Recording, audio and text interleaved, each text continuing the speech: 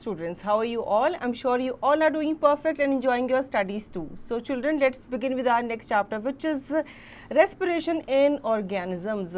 Organisms में जो जितने भी लिविंग organisms हैं वो सांस कैसे लेते हैं, respiration कैसे होता है, ये इस चैप्टर में पढ़ के हम जानेंगे.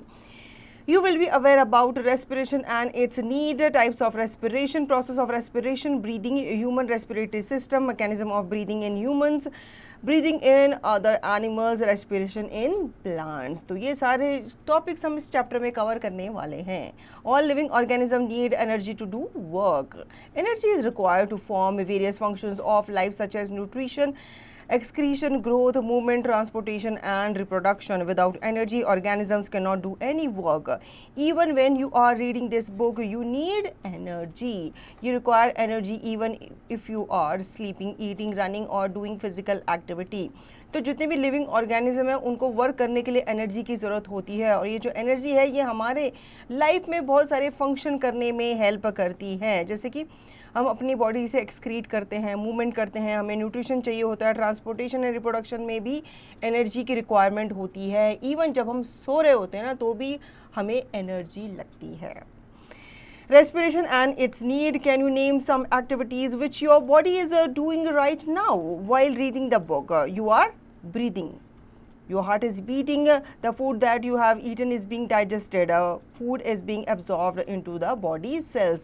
तो जब आप अपनी बुक रीड कर रहे हो आपकी बॉडी में ये सब काम जो है चल रहे हैं. इसका मतलब ये नहीं कि आप रीडिंग कर रहे हो तो आप कोई काम नहीं कर रहे, आपकी बॉडी में ये सब चीज़ें चल रही है. एक तो आप सांस ले रहे हो, आपका हार्ट बीट कर रहा है, आपने जो भी कुछ खाया होगा वो डाइजेस्ट हो रहा है, ठीक है, और फूड जो है जो डाइजेस्ट हो चुका है वो आपके सेल्स के द्वारा, बॉडी सेल्स के द्वारा एब्जॉर्ब किया जा रहा है. All these activities and many more require energy, but where does this energy comes from? अब ये तो पता है कि हमें हर काम के लिए एनर्जी चाहिए होती है, लेकिन ये एनर्जी आती कहाँ से है? The energy comes from the food you eat. It is for this reason that your parents insist that you eat food regularly. इसलिए तो कहा जाता है कि हमें खाना खाना चाहिए, अच्छी मात्रा में खाना चाहिए, अच्छे प्रपोर्शन में खाना चाहिए, क्योंकि यही खाना हमें एनर्जी देता है.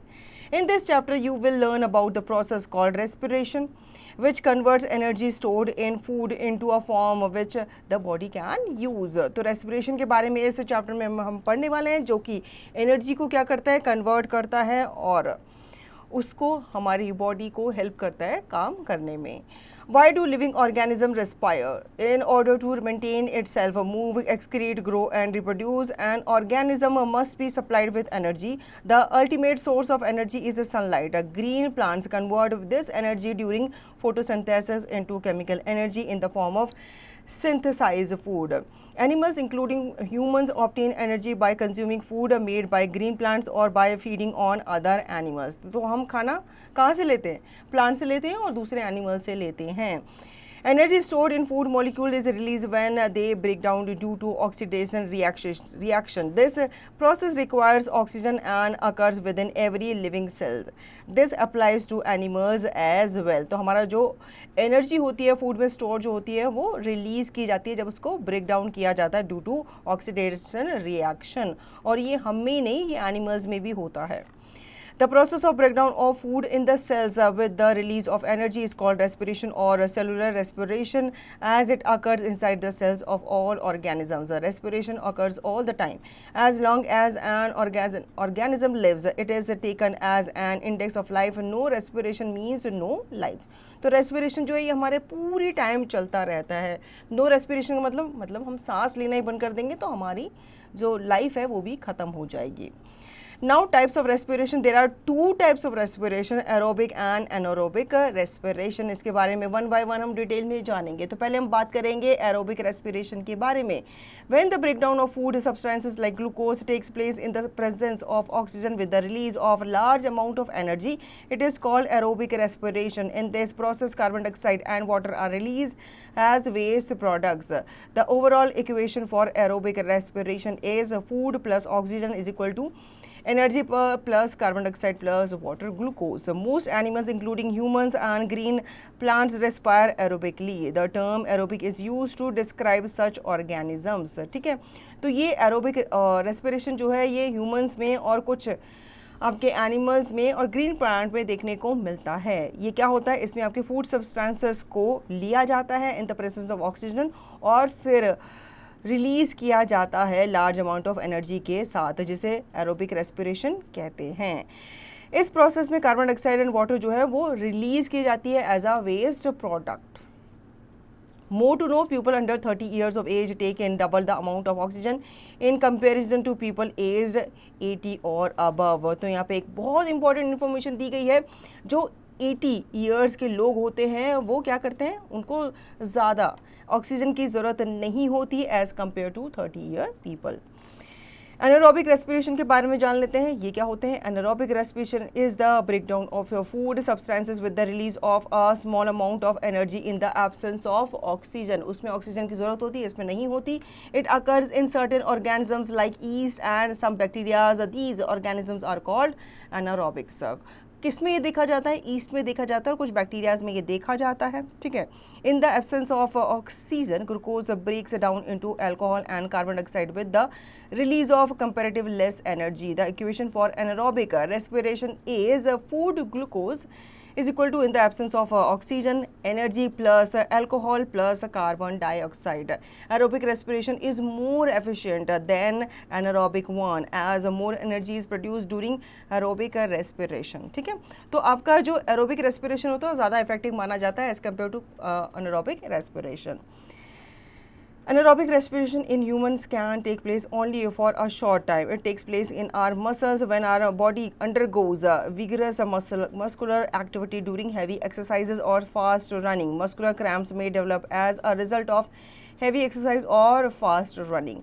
In fact, when muscles cell respire anaerobically, there is a partial breakdown of glucose and lactic acid is produced. Accumulation of lactic acid causes muscle cramps. Food glucose equal to in muscle cells in the absence of oxygen, lactic acid plus energy. Relief from muscle cramps can be obtained by a hot water bath or a massage. Circulation of blood in the body is improved by these acts. As a result, the supply of oxygen which becomes short during heavy exercises, causing the muscles to respire anaerobically. To the muscles increase in supply of oxygen brings about complete breakdown of lactic acid into carbon dioxide and water। तो ये आपका anaerobic respiration जो है ये human body में भी देखने को मिलता है, लेकिन ये बहुत कम टाइम के लिए होता है। जैसे आप फास्ट रनिंग करते हो या जब आप एक्सरसाइज वगैरह करती हो तो आपके जो मसल्स होती हैं एक्टिविटी एकदम क्या हो जाती है, फास्ट हो जाती है। तो उस टाइम पे ये जो रेस्पिरेशन है ये देखने को मिलता है। हालांकि इसकी वजह से क्रैम्प्स वगैरह जो हैं आपके हाथों में या पैरों में पड़ते हुए आपको दिखते हैं। Now difference between aerobic and anaerobic respiration. Serial number, aerobic respiration and anaerobic respiration. It occurs in the presence of oxygen. It occurs in the absence of oxygen. More food is completely broken down into carbon dioxide and water. Food is partially broken down into alcohol and carbon dioxide. More energy is produced. Overall equation, food plus oxygen, carbon dioxide, water plus energy, much less. Food is partially broken down into alcohol and carbon dioxide, much less energy is produced. Overall equation, food glucose minus oxygen, alcohol plus carbon dioxide plus energy। तो ये आपके differences बताए गए हैं aerobic and anaerobic respiration के बीच में। Process of respiration, there are two main stages in the process of respiration: breathing, the intake of oxygen and release of carbon dioxide; cellular respiration, the process in which food molecules are broken down into simpler molecules within the cells using oxygen and releasing energy. This is also called internal respiration. A comparison of two stages of respiration is given in the table. तो यहाँ पे हम दो main stages के बारे में बात करेंगे जो प्रोसेस ऑफ रेस्पिरेशन को दिखाते हैं। पहला है आपका ब्रीदिंग, ठीक है। इसमें आप क्या करते हो, जब आप सांस लेते हो तो ये ब्रीदिंग होता है, तो आप इनहेल करते हो ऑक्सीजन को और आप एक्सहेल करते हो कार्बन डाइऑक्साइड को। सेलुलर रेस्पिरेशन जो आपका प्रोसेस होता है जिसमें आपके फूड मॉलिक्यूल्स जो हैं उनको ब्रेक डाउन किया जाता है सिंपलर मॉलिक्यूल में, और यहाँ पे आपके सेल्स जो होते हैं उनके ऑक्सीजन यूज़ किया जाता है और एनर्जी को रिलीज़ किया जाता है। More to know why do you yawn. When you are sleepy or dorsy, the lungs do not take in enough oxygen from the air. This causes a shortage of oxygen in your body. The brain senses this shortage of oxygen and sends a message that causes you to take a deep long breath, a yawn. तो हम yawning क्यों करते हैं? ठीक है, yawning इसलिए करते हैं क्योंकि जब हम स्लीपी फील करते हैं, ड्रॉसी फील करते हैं, तो हमारे लंग्स तक इनफ ऑक्सीजन नहीं पहुंच पाता. इसलिए ये सिग्नल जब ब्रेन को जाता है तो ब्रेन जो है वो लंग्स को लॉन्ग ब्रीथ जो है लेने को बोलता है, जिसे हम यॉन कहते हैं. Difference between breathing and cellular respiration. Serial number. Breathing is cellular respiration. It is the physical process of exchange of gases. It is the chemical process in which food molecules are broken down into carbon dioxide and water. It occurs outside the cells. It occurs inside the cells. No energy is released. Energy is released. तो ये आपका differences है breathing and cellular respiration के बीच में. Breathing क्या होता है? ये आपका फिजिकल प्रोसेस होता है जिसमें आप गैस को क्या करते हो? एक्सचेंज करते हो. मतलब आप ऑक्सीजन लेते हो और कार्बन डाइऑक्साइड छोड़ते हो.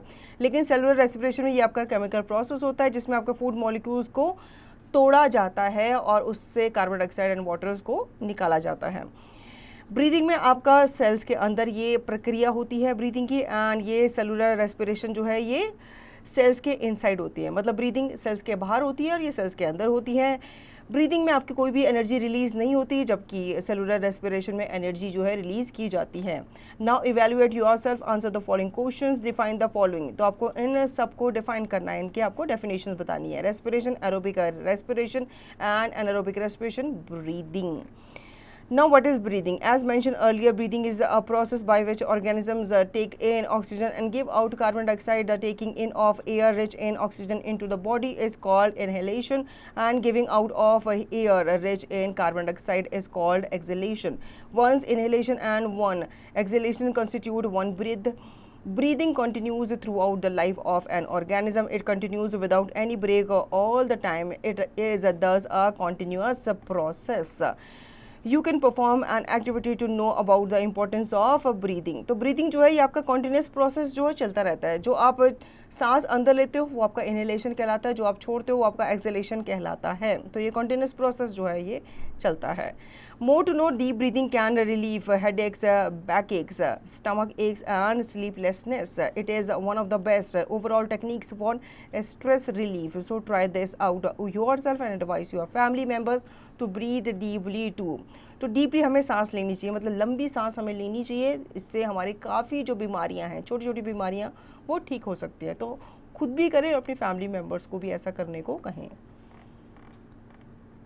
Again, more to know, breathing rate increases with the physical activity as the body needs more energy and therefore more oxygen. तो breathing rate जो है यह हमारी physical activity के साथ क्या करता है? बढ़ता है. जैसे आपने देखा होगा, आप जॉगिंग करते हो, रनिंग करते हो, प्लेइंग करते हो, कोई भी ऐसा काम करते हो जिसमें आप ज़्यादा एनर्जी वेस्ट करते हो, तो आपको ज़्यादा ऑक्सीजन की भी रिक्वायरमेंट होती है. Breathing rate, the number of times a person breathes in a minute is termed as the breathing rate. ठीक है. For a normal individual, the breathing rate at rest is 12 to 18 times per minute. Breathing rate is not a constant. It varies according to the requirement of oxygen by times per minute. Breathing rate is not constant. It varies according to the requirement of oxygen by the body. The requirement of oxygen depends on the physical activity. Breathing rate increases during heavy exercise or when one is running fast. It may go up to 25 times per minute. Breathing slows down during sleeps. तो normal individual जो होता है वो उसका breathing rest जो होता है, breathing rate जो होता है रेस्ट में, वो 12 to 18 टाइम्स पर मिनट होता है. लेकिन जैसे जैसे आप क्या करते हो, एक्सरसाइज करते हो, रनिंग वगैरह करते हो, तो आपका ये 25 पर मिनट तक भी चला जाता है.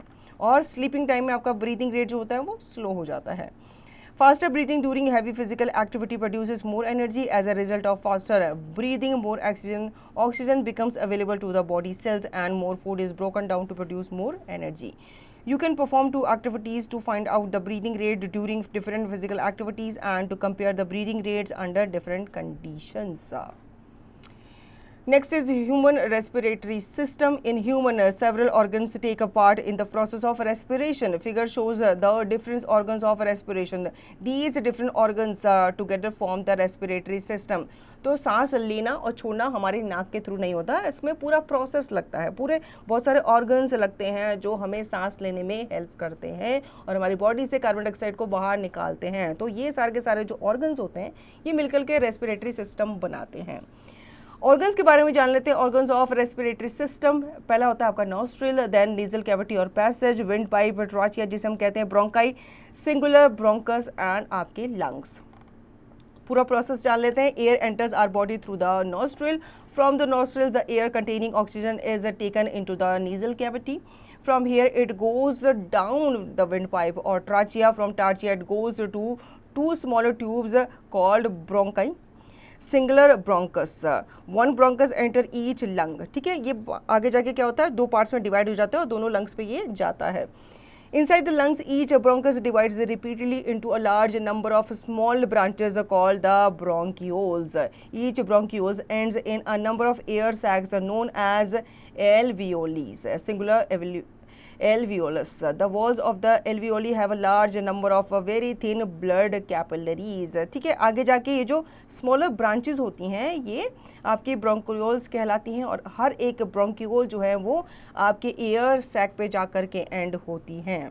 Lungs are present in the chest cavity. This cavity is surrounded by ribs on the sides. Ribs form a cage like structure called the rib cage, जो कि हड्डियों का बना हुआ होता है और हमारे जितने भी चेस्ट के अंदर जितने भी हमारे ऑर्गन्स हैं उनको भी ये प्रोटेक्ट करता है. A large muscular sheet called diaphragm from the floor of the chest cavity. Breathing involves the movement of the diaphragm and the rib cage. तो जब हम ब्रीदिंग करते हैं तो इसमें आपका डायफ्राम एंड रिब केज जो है वो क्या करता है, मूवमेंट करता है. Mechanism of breathing in humans. Have you noticed how your chest goes up and down as you breathe in and out? This expansion and compression movement of the chest cavity helps in sucking in oxygen and squeezing out carbon dioxide from the walls of the lungs. Let us understand this in more detail. During inhalation, two things happen. कौन कौन सी होती हैं? The rib moves upward and outward and the diaphragm moves downward. जब आप सांस लेते हैं तो आपकी चेस्ट जो है वो फूलती है, मतलब वो आगे की तरफ ऊपर की तरफ बढ़ती है.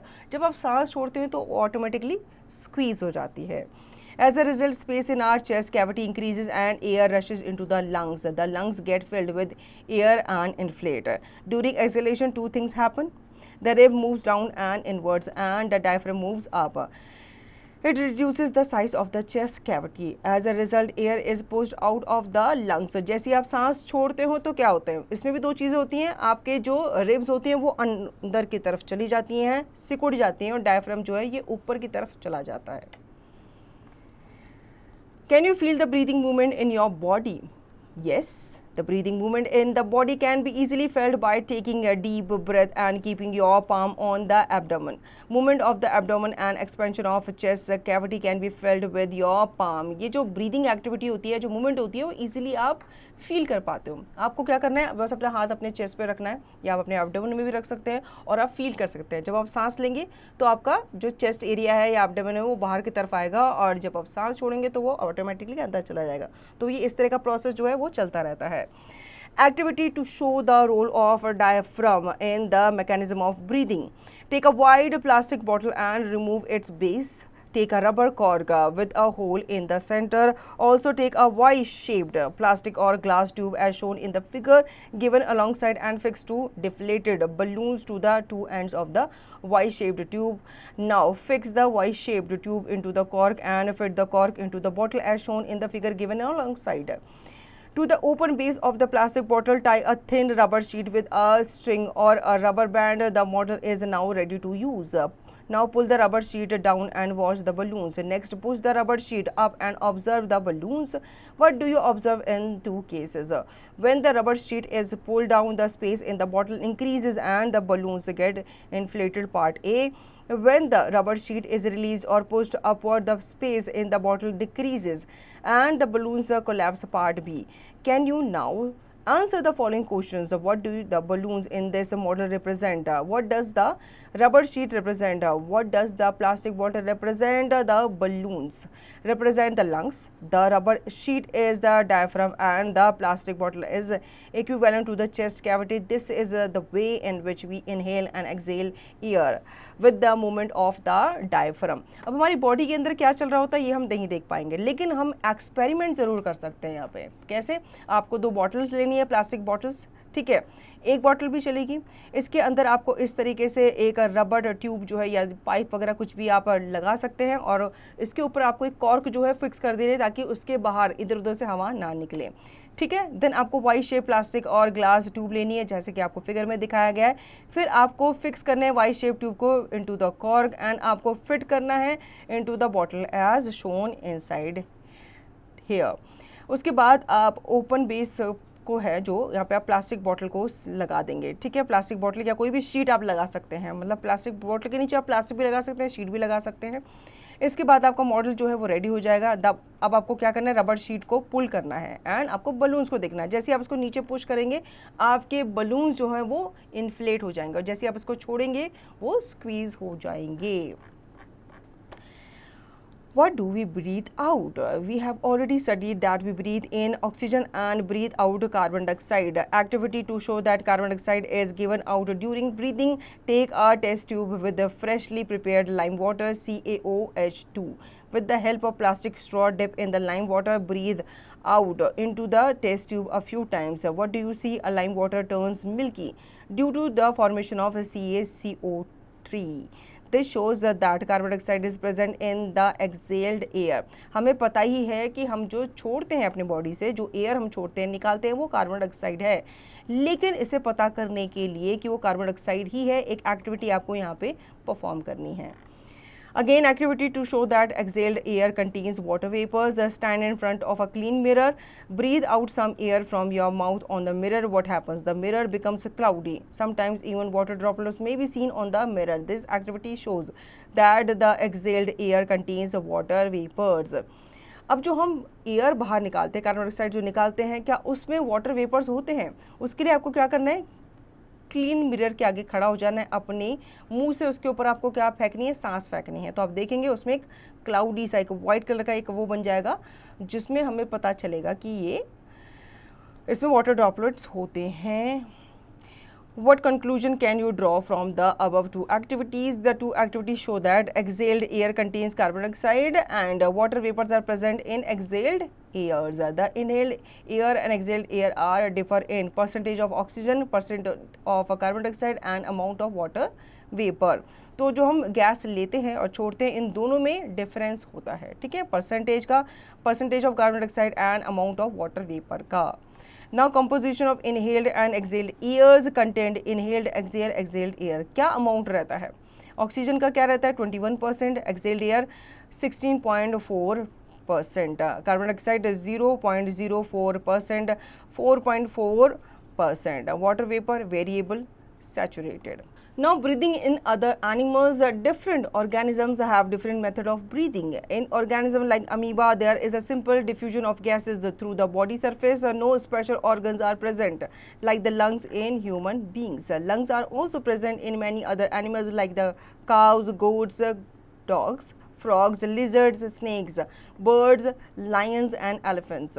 But in many other organisms, the breathing organs are different. Let us study what happens in a cockroach, earthworm, frog and aquatic animals like fish. तो ब्रीदिंग जो होती है अलग अलग ऑर्गेनिज्म में अलग अलग तरीके से होते हैं। कई ऑर्गेनिज्म ऐसे होते हैं जिनमें लंग्स नहीं होते, जैसे अमीबा, तो यहाँ पे आपके गैसेस का डिफ्यूजन होता है उनके बॉडी सरफेस में, ठीक है। कुछ एनिमल्स के लंग्स होते हैं जैसे कि काऊ, गोट वगैरह, तो इनमें आपका रेस्पिरेशन प्रॉपर तरीके से होता है जैसे ह्यूमंस में होता है। अब हम जान लेते हैं ब्रीथिंग इन कॉकरोचेस कैसे होता है। In cockroaches and other insects oxygen is taken inside the body through small openings present one on the sides of the body. These openings are called spiracles. The openings are connected into with a internally with a network of air tubes called trachea for gas exchange. Oxygen-rich air enters through spiracles into the tracheal tubes, diffuses into the body tissue and thus reaches every cell of the body. The carbon dioxide released by cells in the same manner goes into the tracheal tubes and move out through the spiracles. तो cockroaches में या दूसरे insects में अगर हम बात करें तो ऑक्सीजन जो है ये इनके बॉडी में जो छोटे छोटे पोर्स होते हैं, ओपनिंग्स होती है, उनके थ्रू होती है. ये जो ओपनिंग्स है ये स्पेरिकल्स कहलाते हैं. ठीक है, ये जो ओपनिंग्स हैं ये इंटरनली कनेक्ट होती हैं छोटे छोटे एयर ट्यूब्स के साथ, जिनको ट्राचिया कहते हैं, गैस एक्सचेंज करने के लिए. जो ऑक्सीजन होती है वो स्पेरिकल्स के थ्रू इनकी बॉडी में जाती है और अंदर जाकर के डिफ्यूज़ होती है. देन उसके बाद कार्बन डाइऑक्साइड को बाहर रिलीज़ किया जाता है. Breathing in earthworms breathe through their skins. The skin of an earthworm is moist. Exchange of gases take place through the moist skin. Earthworms में को भी आपने देखा होगा, इनमें भी लंग्स नहीं होते, तो ये अपने स्किन के थ्रू ब्रीथ करते हैं. ठीक है, इनकी स्किन कैसी होती है, मॉइस्ट होती है, तो यहाँ पे आपका गैसेस का एक्सचेंज चलता है. Breathing in frogs, the frogs breathe through lungs as well as the moist skin. दोनों तरीके से ब्रीथ करता है, क्योंकि आपको पता ही है फ्रॉग क्या है, एम्फीबियन है, ये पानी में भी रहता है और लैंड में भी रहता है. तो जब ये लैंड में रहता है तो ये क्या करता है, ये लंग से सांस लेता है, और जब ये पानी में होता है तो ये अपनी मॉइस्ट स्किन से सांस लेता है. On land, a frog breathes through its nostril and air finally reaches the lungs. As the human beings, when in water, it breathes through its moist skin. Breathing in fish, can you breathe inside water when you are swimming or diving?